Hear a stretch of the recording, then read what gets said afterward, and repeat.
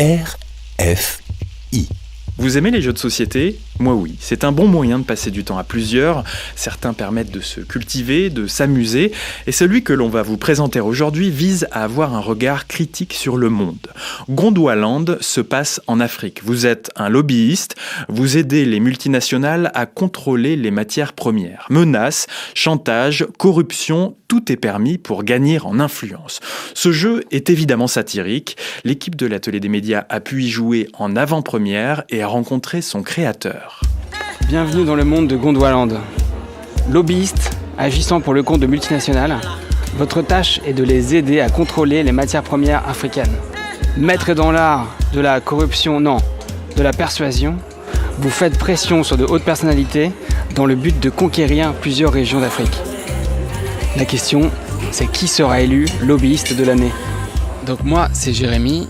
J'ai 37 ans, je suis depuis 2 ans auteur de jeux de société et à la base j'étais plus dans le numérique, le web, dans des choses très dématérialisées et puis j'avais envie de faire un peu le pied de nez par rapport à ça et de créer quelque chose de bien physique, de ludique, de fun, qui fasse passer un message quand même au passage.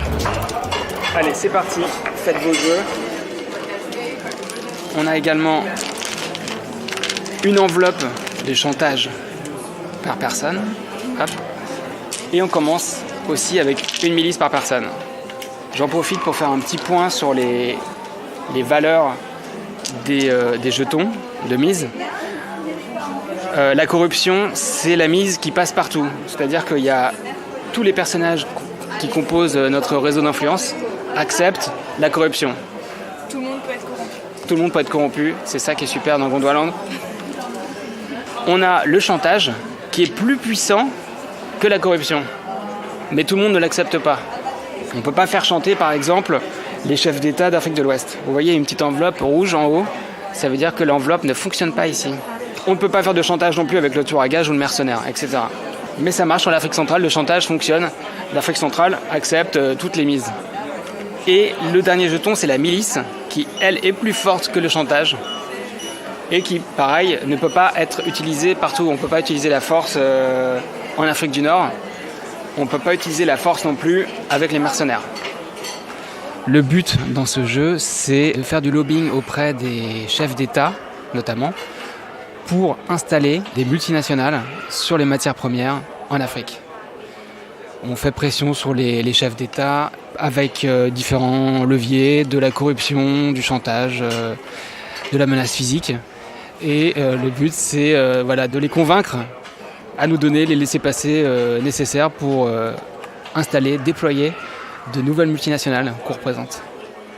J'ai joué l'ambassadeur, je lui ai mis la pression grâce à une milice, ce qui me permet d'installer une multinationale où je veux en Afrique, par exemple en Afrique australe, pour concurrencer Camille.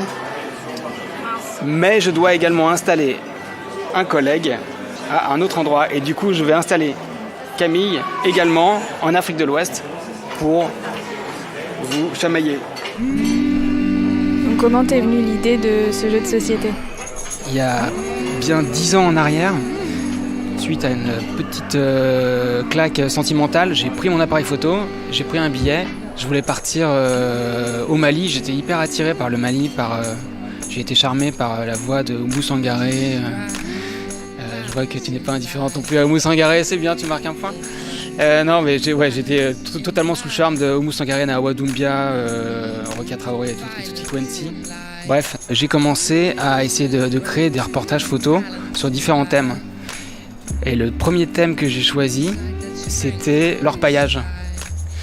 Donc j'ai commencé à couvrir l'orpaillage traditionnel dans un village bidonville dans le sud du Mali, vers Sikasso, où j'ai failli y laisser ma peau d'ailleurs au passage, mais parce que j'avais aucune préparation et je suis tombé dans un guet-apens. Mais bref.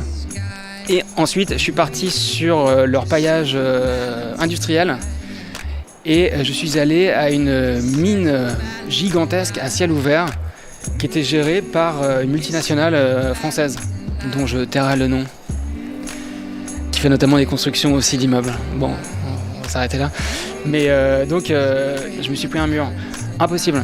Donc du coup, j'ai commencé à me tourner vers la société civile avec des associations, etc., qui m'ont montré des situations un peu difficiles. Mais ce qui m'a le plus choqué, en fait, c'est de rencontrer des villageois qui étaient là avant la mine et qui se sont retrouvés chassés de leurs terres.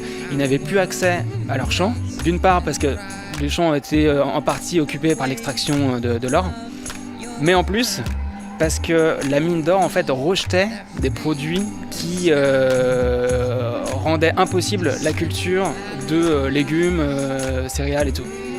Bref, je ne fais pas le détail de tout le voyage au Mali. Je suis revenu sur Paris complètement chamboulé, j'ai mis à peu près 2 ans à m'en remettre et parallèlement c'était pile poil au moment où tout le métier de photojournalisme était en train de changer. Bref, c'était un climat pas possible, ça m'a pas du tout encouragé à persévérer dans le milieu. Et ensuite, tu t'es plus renseigné par exemple sur toutes les matières premières qu'il y a en Afrique pour créer le jeu?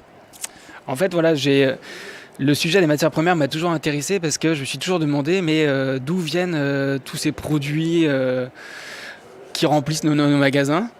Moi-même féru d'électronique, informatique, appareils photo, numérique, etc. Je me suis dit mais est-ce que d'où vient le lithium qui est à l'intérieur des batteries, d'où vient etc. Donc je me suis documenté et j'ai pu voir que une grande, très très très grande majorité de ces matières premières provenaient d'Afrique. Là, je tiens un appareil photo dans ma main.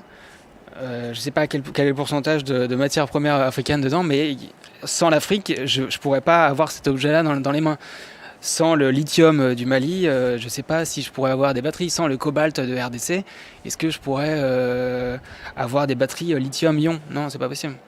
Donc, je me suis intéressé aux matières premières. Et j'ai commencé à creuser. Et c'est comme ça que j'ai eu l'idée de créer un jeu de société. Donc j'ai commencé par imaginer, tester un maximum de systèmes de jeux différents parce que je voulais que le grand public s'approprie cette question des matières premières, mais de la façon la plus agréable possible en fait. C'est comme ça que j'ai commencé à creuser le sujet et c'est comme ça que j'ai commencé à constituer en fait une carte d'Afrique avec les matières premières principales qui généraient les parts les plus importantes des différents PIB des différents pays. Donc c'est là que je me suis rendu compte que l'Algérie, sans le gaz, sans le pétrole, est-ce que ça serait l'Algérie développée telle qu'on la connaît? Et maintenant, quand tu fais des parties avec des gens, quelles sont les réactions? En général, les réactions sont multiples. La plupart des gens adorent et ils comprennent le second degré. Ils comprennent le fait qu'on est dans la peau d'un personnage réel, actuel. Ils savent que malheureusement, ces personnages-là existent, les lobbyistes existent, les chefs d'État corrompus, ça existe. Et que c'est en partie ce qui fait que certains pays d'Afrique n'avancent pas vraiment. Donc il y a une partie du public qui comprend parfaitement l'approche critique développée dans le jeu. Et il y a une autre partie qui, par contre, elle, est choquée. Elle se dit, mais c'est pas possible. Comment tu fais, toi qui aimes l'Afrique, pour présenter ce continent sous cette facette-là? Mais ça permet de lancer une discussion, en fait. Clairement. Après, c'est le but, c'est que ça ouvre un peu le débat, ça ouvre... Le prix Nobel de la paix en a parlé, des matières premières. Il a profité du tremplin, là, du micro qu'on lui tendait pour en parler également. Il n'a pas uniquement opéré des femmes au fin fond du Congo. Il avait un message à faire passer aussi. Il voulait parler des matières premières qui sont arrachées de son sol richissime. Le Congo est effectivement un des pays les plus riches d'Afrique, Congo-RDC. Et pourtant, on n'en a pas vraiment l'impression. Pourquoi? Donc il y a des questions à se poser quand même. Donc effectivement, le jeu, j'espère, peut amener des discussions et peut un peu développer les consciences. Et le but, ça serait de le commercialiser uniquement en France ou aussi ailleurs? Très idéalement, moi j'aimerais que le jeu soit fabriqué en Afrique. http://atelier.rfi.fr. Un financement participatif va prochainement être lancé pour que Gondwaland soit commercialisé. Et rendez-vous sur gondwaland.com pour en savoir plus.